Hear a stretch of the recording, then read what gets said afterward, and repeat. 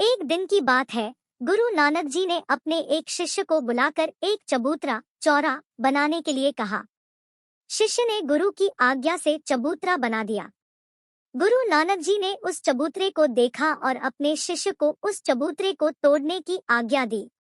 इस प्रकार गुरु नानक जी अपने शिष्य से बार बार चबूतरा बनाने को कहते और बार बार तुड़वा देते थे। उनका शिष्य भी उनकी आज्ञा से बार बार चबूतरा बना रहा था और तोड़ रहा था। यह देखकर गुरु नानक जी के बेटे को बहुत गुस्सा आया। उनके बेटे ने शिष्य से पूछा, मेरे पिताजी बार बार चबूतरा बनवा रहे हैं और उसे तोड़ने के लिए भी कह रहे हैं। इस बात से क्या आपको गुस्सा नहीं आ रहा? उस पर शिष्य ने कहा, मुझको उस चबूतरे से क्या लेना देना है। मैं तो गुरुदेव जी की आज्ञा का पालन कर रहा हूँ तथा उनकी आज्ञा का पालन करना ही मेरी साधना है। गुरु नानक देव जी के बड़े बेटे का नाम श्रीचंद था। एक दिन गुरु नानक देव जी ने अपने बड़े बेटे को बुलाकर कहा, बेटा श्रीचंद, आज सेवा की भागदौड़ में मैं गौशाला की सफाई नहीं कर पाया हूँ। केवल उतनी सेवा तुम कर देना। श्रीचंद कुछ समय पहले ही स्नान कर बाहर निकला था तथा वह स्वच्छ कपड़े पहने हुए था। श्रीचंद ने अपने मन में सोचा कि यदि मैं गौशाला की सफाई करूंगा तो मेरे कपड़े मैले हो जाएंगे तथा मुझे फिर से नहाना पड़ेगा। इसलिए वह सफाई करना टालना चाहता था। उसने कहा, पिताजी, मुझे तो मंदिर में जाना है।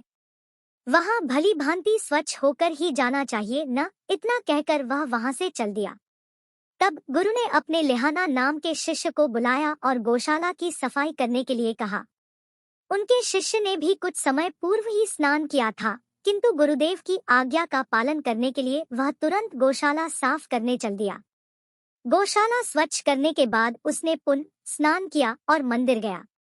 दूसरे ही दिन सिखों का बड़ा सम्मेलन था।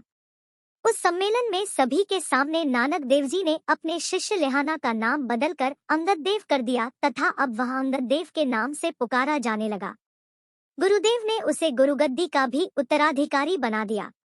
इस पर उनके शिष्य चकित हो गए। शिष्यों ने कहा, गुरु साहिब, आपने बड़े बेटे को उत्तराधिकारी न कर अपने लेहाना शिष्य को उत्तराधिकारी क्यों बनाया?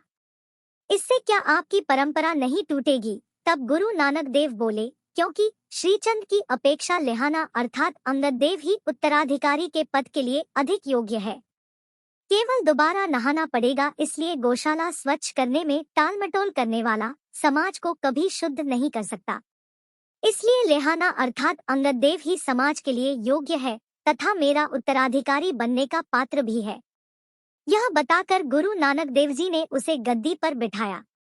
बच्चों, लेहना अर्थात अंगद देव तुरंत आज्ञा पालन करते थे, इसलिए गुरु नानक देव जी ने उन्हें अपना उत्तराधिकारी बनाया।